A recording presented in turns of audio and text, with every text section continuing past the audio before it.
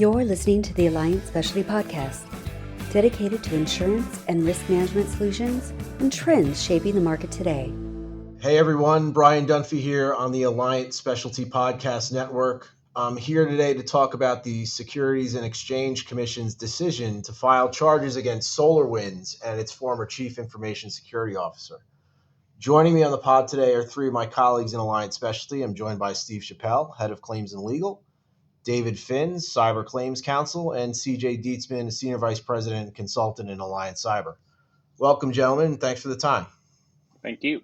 So as I mentioned, we're here to talk about the SolarWinds developments in the last couple of weeks and how the SEC has decided to charge its former CISO with violations of the 34 Act. Really, though, I think the SEC's way of saying we warned you that we were coming for you, and if you didn't pay any closer attention to cyber hygiene, they're here now for your stuff.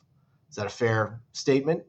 Yeah, I think it's a really good description of the shot across the bow here. Yeah, I agree. And CJ, just since this happened, the underlying incident happened roughly 3 years ago. Can you recap for the listeners what SolarWinds does as a business and what happened as the tipping point?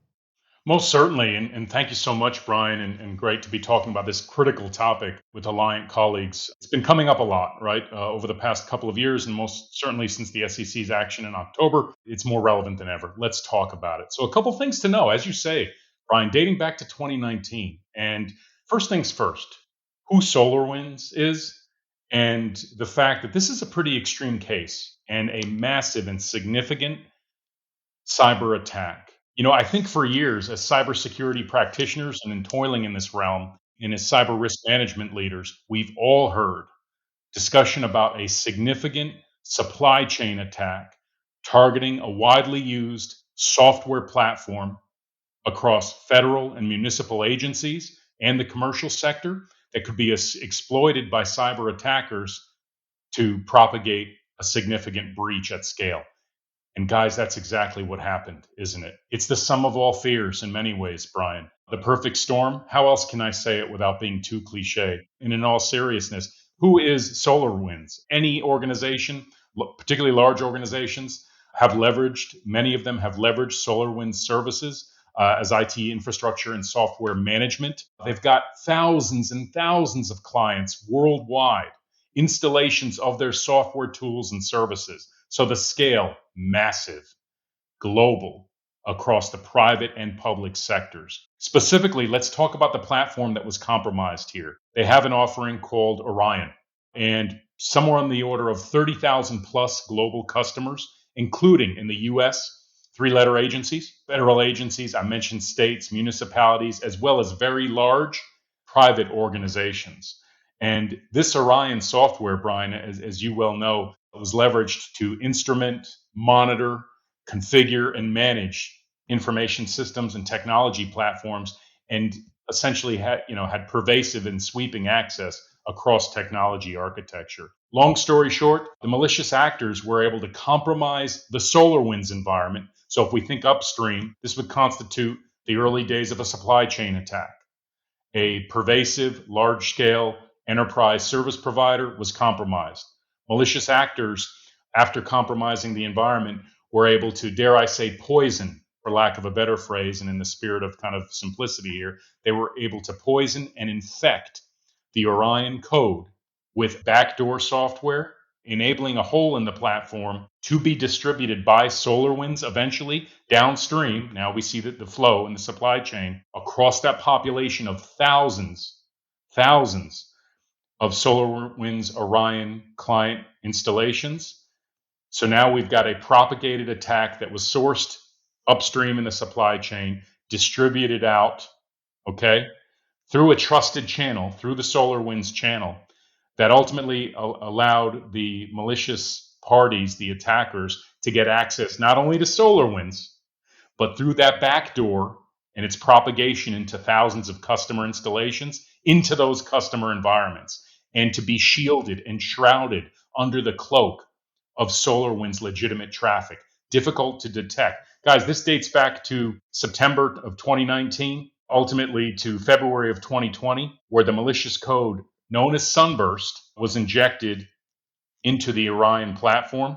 And then ultimately in March of 2020, where SolarWinds started sending out the infected SolarWinds Orion updates to clients. So this is going back a ways and ultimately not discovered in a meaningful way until somewhere on the order of December of 2020. So at that point, damage done, malicious actors crawling all over customer environments, just bad all around. Yeah, and I think that the thing that you mentioned there, CJ, which is critical in two different aspects, is you use the word trust, right? And so the clients and customers trusted SolarWinds as a provider of these services through software. And on the other side, you had investors in SolarWinds that trusted that the security measures taken and deployed by SolarWinds were effective and therefore made SolarWinds a good investment for them to return value on that said investment. So to the surprise of no one, Steve, this cyber attack triggered a stock drop, which in turn led to a shareholder class action claim, which was ultimately settled, I believe. But the SEC came back around and issued Wells notices, specifically to the CFO and the former CISO. Steve, walk us through the process from your perspective on how the SEC got to this point and what is to come. Yeah. And as CJ noted, right, the scope of this breach was large, right? I mean, because of the impact on SolarWinds customers and clients. And so it really did get the attention of the SEC. So in addition to the SEC taking very serious their obligation to truly monitor and enforce the security laws as to issuers, the scope of impact was dramatic. And that's what led to the SEC opening an investigation and aggressively following the leads and doing tremendous amount of investigation, informal and then formal. And when you read the complaint, right, some of the information and kind of perception of the callous disregard for the seriousness of the issues led the SEC to really become quite unhappy about the lack of commitment to the integrity of the controls and then the disclosures of the controls, and thus the issuing of a Wells notice, which is basically look, this investigation is overwhelming. The conduct revealed and the disclosures and the quality of the controls compared to the disclosures made just don't line up. So you get a crack at convincing us to not file this enforcement action. And obviously the Wells notice and subsequent response didn't convince the SEC of anything other than filing, truly a first of its kind enforcement action here. It's pretty telling, but the one takeaway I don't want to have is I don't want to dismiss this and not have lessons learned for other issuers and companies just because the conduct here as pled is pretty egregious. To your point, Brian, that you made earlier, right? The SEC making a really clear statement that they take this serious and they are going to enforce the law, the disclosures. While this was the first, it's not going to be the last. And so there are some lessons to be learned here. Yeah. And I think even to the point that what is believed to be some of the internal communications that were sent around the lack of quality of controls are incredibly damning. So this brings us back to the Venn diagram of D&O insurance, cybersecurity, and cyber liability. So David, as it relates to cyber liability insurance, setting aside the costs related to the initial breach and the response, how would a cyber liability policy respond in this circumstance, if it would at all? Thanks, Brian. Like in a nutshell, it wouldn't, or at least we wouldn't expect an off-the-shelf cyber policy to pick up this type of inquiry by the SEC, right? This is the SEC in its role as a protector of investors. This is not about a privacy issue. Now, there are SEC activities that could trigger cyber coverage. For example, an action brought under Regulation SP, which requires broker-dealers and investment advisors to maintain some cybersecurity standards in order to protect investors' personal data. That's not what this is about.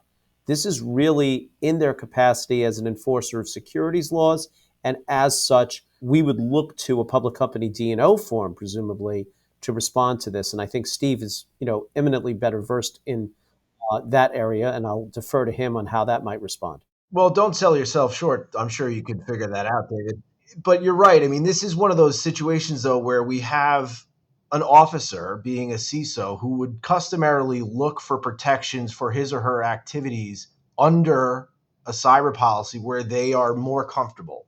But they're being brought into an alleged act here that is squarely under a D&O policy that probably the ones that were written originally never really contemplated even the role of a CISO. But there is a silver lining here, at least in how D&O policies are historically written. But Steve, I think you and I and others, we have some shared concerns about how insurers may react to these developments or have already taken measures to try to wall off cover related to cyber incidents, right? Yeah, absolutely. Right. Because as David pointed out, right, this is a securities claim, right? This is the SEC bringing a claim based on this issuer buying and selling securities. And so that's what this is about. And it fits the definition of a securities claim. The concern that we're seeing is, in my view, dramatic overreaction of an attempt by market to add network liability exclusions, right? There's no need for network liability exclusion, right? This claim is a securities claim, and that's what D&O policies are designed to respond to. So it's something that we paying a lot of attention to, and where we can, right, we're going to have conversations that, yeah, it's unfortunate when the SEC comes knocking, because the SEC can be very expensive and can be very aggressive, but this fits precisely within a D&O policy of what we expect. And the fact that it's but for a network breach, the claim wouldn't have happened. We can't lose coverage over that, right? Because to David's point, we get that network breach, right? The traditional coverage from a network breach belongs in a cyber policy. Similarly, right, we get that a securities claim belongs in a D&O. And we don't look for the cost of correction and cost to respond to a cyber breach in a D&O policy, but we do look for securities coverage in a D&O policy. You had mentioned that the information security officer's title, they're likely a quote officer as defined by most policies. But the other good thing about this is, most policies correctly avoid that dilemma of, is a information and security officer a duly elected and appointed director or an officer? Well, it doesn't matter, because the policy is going to respond to all directors, officers, and employees for a securities matter. And that's kind of the breadth that we have and we must maintain to avoid any gaps in cover. Because this exposure, while again, first of its kind, this is predictable that the SEC would come after an issuer for the quality of its disclosures that it makes to its investors. Yeah, there have been warnings issued by them, and a trail of breadcrumbs, the size of loaves of Italian bread, have been left out there by them that this was happening or going to happen eventually. So this all comes back to vigilance around cyber hygiene, especially for companies like SolarWinds, somewhat obviously, I think. CJ and David, talk from your personal experiences, if you can, the real value that's derived by corporations, companies, and organizations for what I would broadly call periodic cyber checkups and just generally constant vigilance around the issues and staying current. Sure. And I was just sitting here, fantastic dialogue, fellows, particularly David and Steve and Brian. Really good stuff. I'm listening. A couple things to talk about, and then I want to hear from David. First things first, when I read through the SEC's charges in their document filed in October, and I look at some of the disclosed and released internal emails, communications, statements coming out of SolarWinds, a couple things to know. They had some what appeared to be fairly significant control and security deficiencies that they were aware of with their most critical client-facing product line and infrastructure. So no organization is perfect, right? But reasonable and defensible. Reasonable and defensible when we think about cybersecurity controls. Certainly to your point, Brian, ongoing assessment and review. We've got to stay vigilant, but we need more than that. And more specifically, when I think about, us as the good guys and our clients, we only have to be wrong once. We only have to miss one thing. On the flip side of that, the bad guys only have to be right once. And really bad things can happen. Catastrophes can happen. It can be the genesis of a vulnerability, a soft spot that can be exploited by a bad guy. And how do we prevent that in a reasonable and defensible manner? In the context, thinking about some of the things that were disclosed with SolarWinds and what was going on there, right off the bat, security in the software development lifecycle. We've got to apply robust principles and toll gates throughout to make sure to reduce the risk of introducing this type of vulnerability that gets distributed widespread as a trusted provider, our SDLC has to be rock solid as much as possible. The other thing I'll say, the consistency in implementation of controls. I just mentioned the concept of we only have to be wrong once, the bad guys only have to be right once. Therefore, consistency. We can't just make high-level statements. I'm sure, David, you agree. We can't just make high-level statements about academic security. We've got to deploy it consistently where it matters most. No, that's absolutely right, CJ. Look, I think this is a cautionary tale for CISOs. They need to be able to demonstrate due diligence to the board, to investors, and ultimately to maintain the trust of regulators. If they can't do that, then apart from the fact that there's potential liability there, right, from an insurability standpoint, these are the types of things that cyber underwriters want to hear about as well, right? So when we're talking about proactive risk management, we're talking about incident response planning, we're talking about testing your incident response plan, holding tabletop exercises to make sure everybody understands their assigned swim lane if there is a crisis and how they're going to communicate, what messaging goes out to stakeholders. This is all stuff that needs to be fleshed out in advance. And again, the things that regulators are going to want to see in that regard are the things that cyber underwriters are going to want to see as well. So, compliance does not equate to security, but compliance will potentially keep you from liability. And for CISOs right now, looking at what happened with SolarWinds, it's sort of a textbook example of what not to do. CJ and David, thank you. I think that just again to underscore this, I think that center part of the Venn diagram is getting a lot larger in the overlap of the two circles of D&O and cyber. And I think that this has been a great discussion, and I think we'll call it a wrap here. There's a lot more to come on this topic across all of our Alliant platforms, so I would encourage everyone to stay tuned. If you have any questions, you can reach out to any of the four of us or any of our colleagues across the country. And we look forward to connecting with you and telling you more about the more rewarding way to manage risk. Thanks, everybody.